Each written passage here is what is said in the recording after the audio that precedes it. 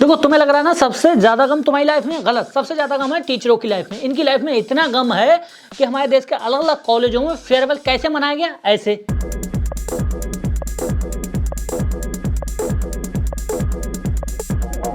कैसे मनाया गया, ऐसे।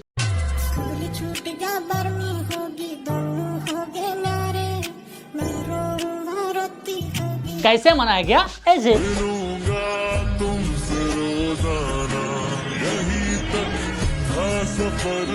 मगर भैया कुछ गांव देहात के कोचिंग सेंटरों में फेयरवेल ऐसे मनाया गया कि भैया विदाई कम मैयत ज्यादा लग रही थी।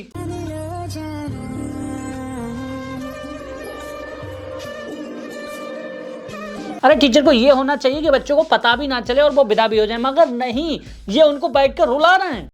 तुम्हारा हमारा, तुम्हारा हमारा। वैसे रोना नहीं आ रहा है, ये गाना बजा कर रुला रहे हैं।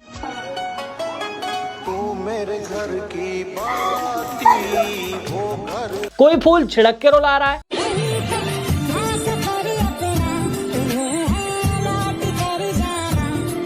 और किसी से तो जुदाई के गाने गा रहे हैं। दो पल का ख्वाबों का कारवां और फिर। और मुझे तो यहाँ समझ में नहीं आ रहा है, इन बच्चों को ये तक नहीं पता होगा कि विदाई होती क्या है।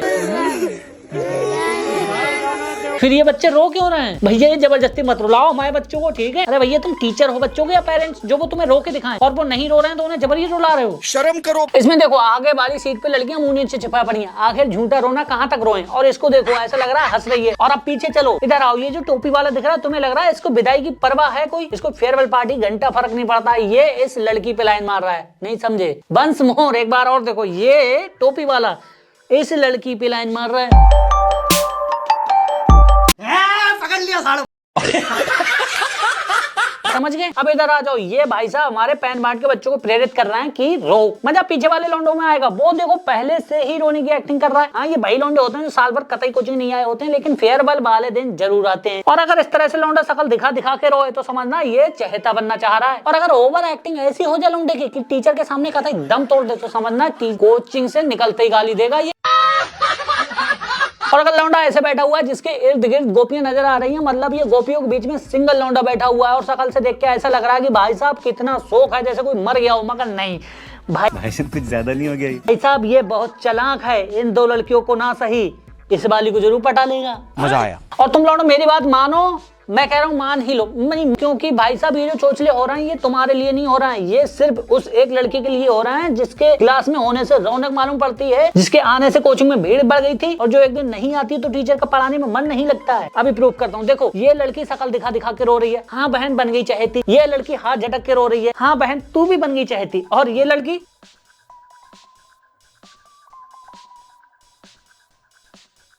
अरे भैया काट दी क्लिप। नहीं भैया हमें इसकी क्लिप चाहिए। हाँ साले तू। नहीं मैं ये नहीं कहता चोचले नहीं करना चाहिए, मगर एक एज होती है। तुम अगर स्टूडेंट लाइफ में हो तो करो, खूब करो, बहुत मजा आता है। और लड़के करते भी हैं, जैसे लड़के लड़कियों को हंसाने के लिए कभी ऐसे पानी पियेंगे,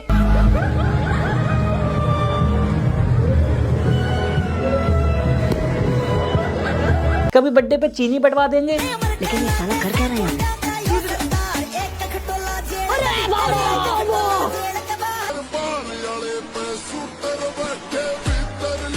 कभी ये ढोंग करेंगे। बहारों फूल बरसाओ मेरा महबूब। देखो इन्हें फर्क नहीं पड़ता ये जिंदगी में क्या करेंगे क्या नहीं, भले ये आगे जाके घास छीलें, लेकिन ये जो ये मूवमेंट का जो मजा है ना ये उसे नहीं छोड़ते, और ना ही मुझे लगता है छोड़ना चाहिए। क्योंकि कल को मान लो ये कसी खोदे खेत में जाके, लेकिन ये जो मजा है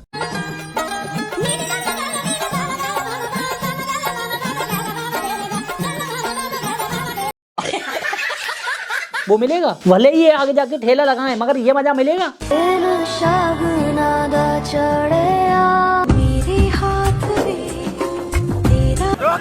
और लड़कियां भी सही हैं, मुझे लगता है इसने भी सही किया।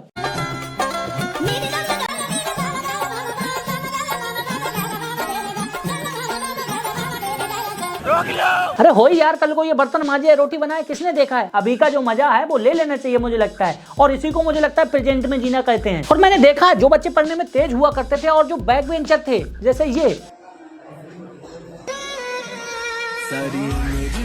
ये आज भी उतने ही खुश हैं, भले ये घास छील रहे हैं। और वो तेज पढ़ने वाले बच्चे आज भी उतने ही सीरियस हैं, भले ही कितनी भी उपलब्धियां हासिल कर ली हूं। तो भैया मुझे लगता है मजे ले लेने चाहिए, जैसे इस बहन ने ले लिए।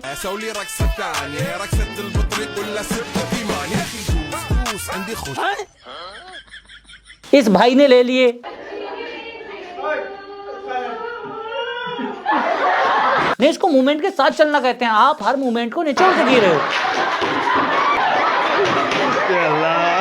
देखो मजे के पीछे एक साइकोलॉजी होती है, हरामीपन लौंडे ऐसे ही नहीं करते। जो लौंडे पढ़ने में ऑलरेडी तेज होते हैं उनको पहले से अटेंशन मिल रहा होता है लड़कियों का, लेकिन जो बैक बेंचर होते हैं भाई साहब, पहली बात तो उनको पल्ले कुछ नहीं पड़ रहा होता है। अब ये साले दुखी होते हैं, अब ये क्या करते हैं, अब इनको भी अटेंशन चाहिए, तो ये दूसरा तरीका अपनाते हैं, जैसे कि जाहिलियत का।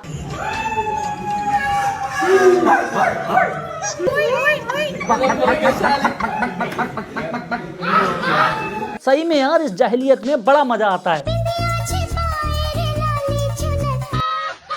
मैंने तेज बच्चों के साथ भी पढ़ा है। जब मैं जल्दी पहुंच जाता था तो आगे बैठता था, और जब लेट पहुंचता था तो बैक बेंचर के साथ पीछे बैठता था। तो भाई साहब मैंने देखा बैक बेंचरिंग में भी बहुत मजा है।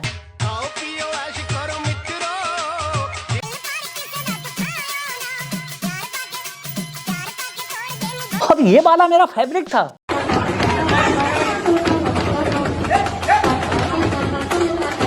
देखो जहां तक मैंने ऑब्जर्व किया, ये बैक बेंचर कभी सिंगल घोड़े की सवारी नहीं करते। ये जो ग्रुप में लौंडे आपको दिख रहे हैं, इनको लुल मत समझना, ये प्लान भी रेडी रखते हैं।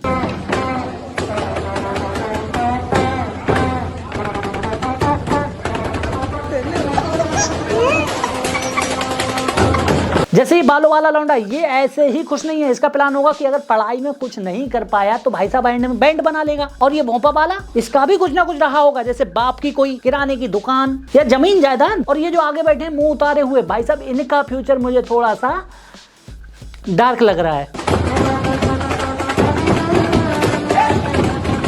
तो भैया इनका समझ में आता है, स्टूडेंट हैं, एज है इनकी करने की, कर सकते हैं। मगर भाई साहब जो हिसाब किताब और मेंटल स्थिति मुझे समझ में नहीं आ रही है, वो है टीचर। इनकी मेंटल स्थिति कहाँ चले गई मुझे समझ में नहीं आता। एक लौंडा जैसे तैसे अपने आप को समझा बुझा के सारी चीजें भुला के ऑनलाइन पढ़ाई स्टार्ट कर रहा है, लेकिन फिर अगर इस पॉइंट पे मैं एक टेंजेंट ड्रॉ कर लूं जो इसको छू के जाएगा, जो इसको क्या कहेगा, छू के जाएगा। छू के तो कोई और भी गया था। एक लड़की जिसका कई बार दिल टूटा है, अब वो पढ़ाई करके कुछ करना चाह रही है, लेकिन फिर ये आपका दिल है, ये आपका दिल है, ठीक है, ये आपका दिल है, उसने तोड़ दिया।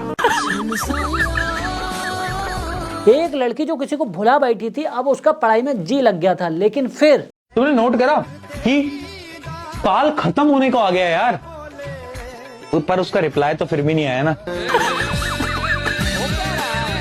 एक बात सोचने की, जो टीचर होता है वो देश के स्टूडेंटों को भविष्य होता है, वो उसकी मेंटल स्थिति सही होना कितना जरूरी है, क्योंकि वो लाखों युवाओं को इंस्पायर कर रहा है। अगर एक नॉर्मल आदमी की मेंटल स्थिति ये है, चलेगा, ये है,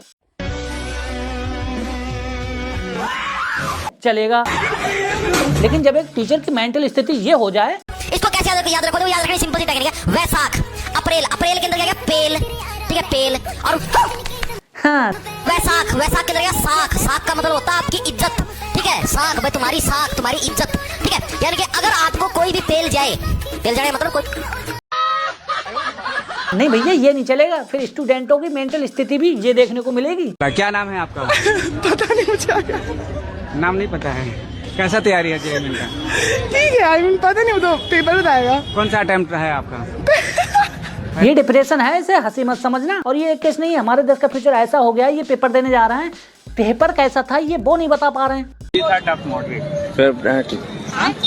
क्या कैसा था? इजी था, टफ मॉडरेट? टफ मोटरी, टफ मोटरी, क्या टफ मोटरी, टफ मॉडरेट?